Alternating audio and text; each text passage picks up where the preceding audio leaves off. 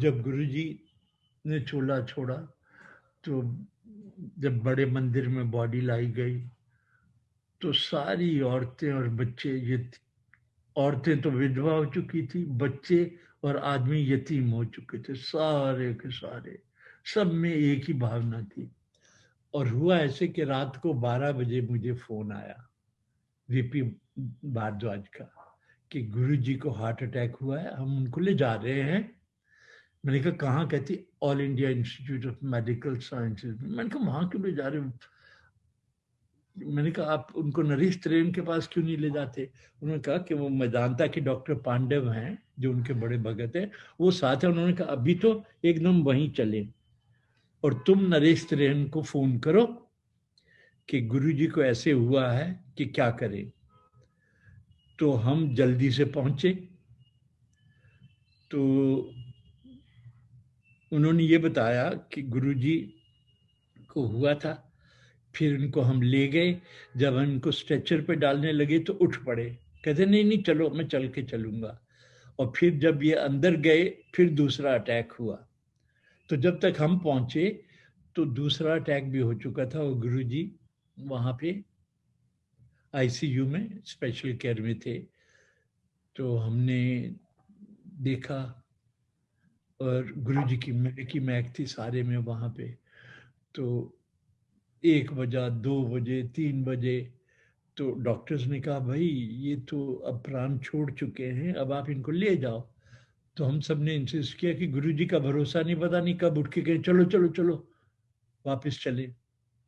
तो जब सुबह के 7 बज गए तो उन्होंने कहा कि भाई नहीं। तो मैं जब वहां पहुंचा तो मैंने फिर नरेश त्रेन को फोन किया, उसको उठाया आधी रात को। तो नरेश ने फोन उठाया, मैंने कहा ऐसा ऐसा हो गया है यार, हमारे गुरुजी को हार्ट अटैक हुआ है। कहते कहाँ है? मैंने कहा एम्स में है। कहते कैसी हालत में है? मैंने कहा वैसे तो डॉक्टर्स कह रहे हैं अब वो सांस नहीं ले रहे। तो उसने कहा रघु देखो ऐसा है कि अब अगर ऐसी हालत में तो उनको इधर से उधर लाने का कोई मतलब ही नहीं है, हैं? अगर कुछ बात होती है इम्प्रूवमेंट की तो फिर भले ही आप ले आना, मुझे फोन कर देना। मैंने कहा, तो उन्होंने कहा मेरी डॉक्टर से बात करा दो। तो जो एम्स के डॉक्टर थे, मैंने नरेश से बात कराई। तो उन्होंने बताया नरेश त्रेन को कि भाई हमारे हिसाब से तो वो सांस छोड़ चुके हैं, पर संगत नहीं मानती है। तो this is how it is. तो हम सुबह 7 बजे तक बैठे। फिर उन्होंने कहा भाई अब आप ऐसे ही इंतजार करने पे लगे, इतनी देर के बाद कुछ नहीं फर्क पड़ेगा। तो फिर हम उनको लेके गए बड़े मंदिर में। पर मेरी बेटी जो थी अवनी, वो उस वक्त 12 साल की थी,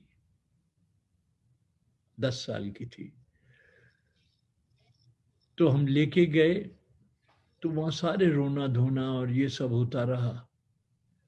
तो क्रीमेशन हुआ जब 4, 4:30, 5 बजे, तो गुरु जी की सारे में इतनी महक के बजाय रोने धोने के सब एक दूसरे को जप्फी डालने लगे कि गुरु जी तो यही है, गुरु जी तो यही है।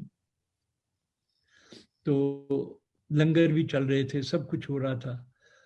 तो फिर हम रात को कोई 8, 1 बजे वहां से चलने लगे। तो मेरी बेटी कहती पापा मैं तो घर में नहीं जाऊंगी। मैंने कहा क्यों?